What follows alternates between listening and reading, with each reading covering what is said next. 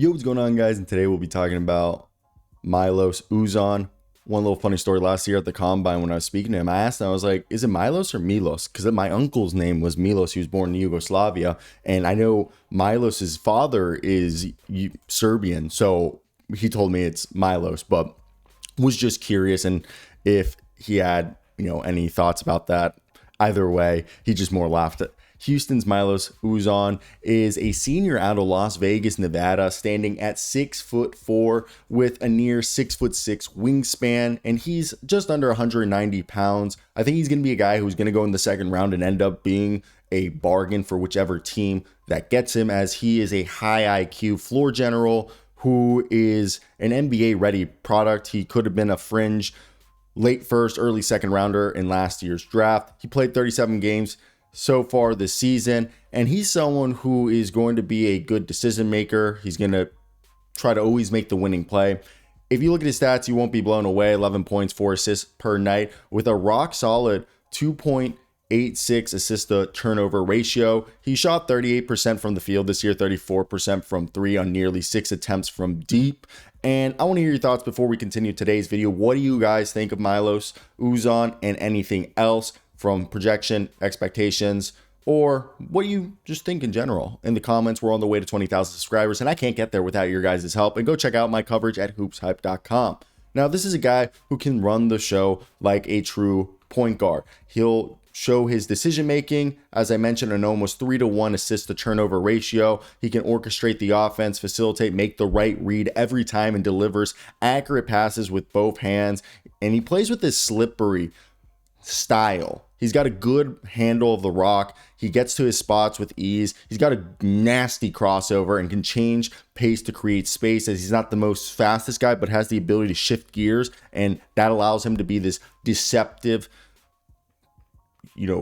operator. And he's someone who plays like a veteran, especially when you see him run the pick and roll. He knows what to do and which is the right read. And he's got a feathery soft floater and is ambidextrous in terms of his touch around the rim, or even just as a ball handler. He's good with both hands. And what he does well is understanding, as a below the rim player, how to finish craftily over shot blockers despite being a said below the rim player. And he's not an elite point of attack guy, but he's a high level team defender. He's going to disrupt passing lanes with active hands and rotate with good discipline, play the gap. He plays with a lot of confidence. He's got a great competitive fire, good motor. Even when his shot isn't falling or isn't having a great game, he doesn't let those poor nights affect his intensity, his defensive play, or his duties as a playmaker. And he's proven he can knock down spot up shots at a high clip, shooting 41 to 43% from deep as a junior. So to me, I think we saw that, and we know he can be a microwave scorer. We saw that 26-point game against Colorado in late February where he hit 5 of 7 from deep, 9 of 13 overall, and that just shows what he can do when he gets hot. Now, we know he is someone that didn't have a great year shooting, and he had a brutal stretch in January, putting up games of 7 points on 2 of 12 shooting against Texas Tech, had 6 points on 1 of 10 against Baylor, 8 points, 2 of 10 against BYU. It's evident he doesn't have elite burst or isn't going to pop off the page vertically. So that is something that people are concerned with. He had a 35-inch max vertical at the combine, and if you watch the tape, you see he's a below the rim finisher who'll rarely dunk.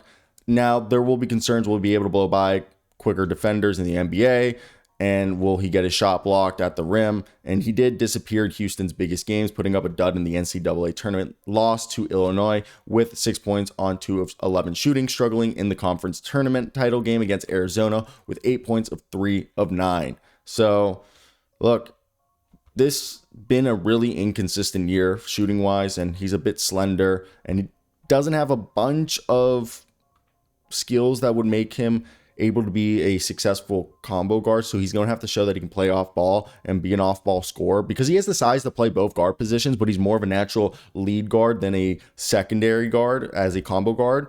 So if he can show he can, because he can guard 1 through 2, maybe even some 1 through 3, he'll be able to do that. And obviously he's nearly 23 years old. He's closer to being a finished product.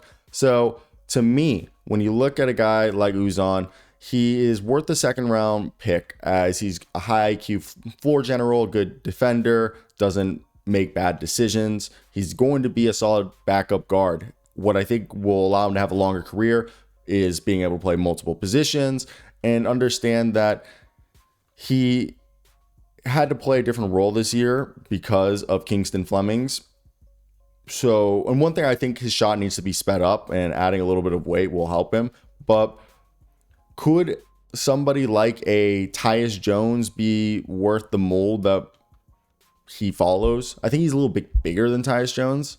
To me, I think he's someone who could really end up being a bit more like something in between a Tyus Jones, because I think he's a better defender and a bit bigger than him, but more of something in between Tyus Jones. And I think Delon Wright would be a more apt comparison, a 6'5" guard who survives in the NBA by being an excellent positional defender, operates the offense, can play either guard spots, will be an active defender that'll generate live ball turnovers via steals, and obviously his IQ will allow him to be someone who doesn't turn the ball up over a lot. And Delon Wright was never a high volume or hugely efficient scorer, but the size, defense, IQ made him a good rotational piece. I think Milos Uzan shares the exact same tall, defense first, low mistake DNA, and that blueprint will allow him to be that 6'5" guard who can have a long career and make it so he is very impactful for whichever team that takes him. So let me know your thoughts down below in the comment section.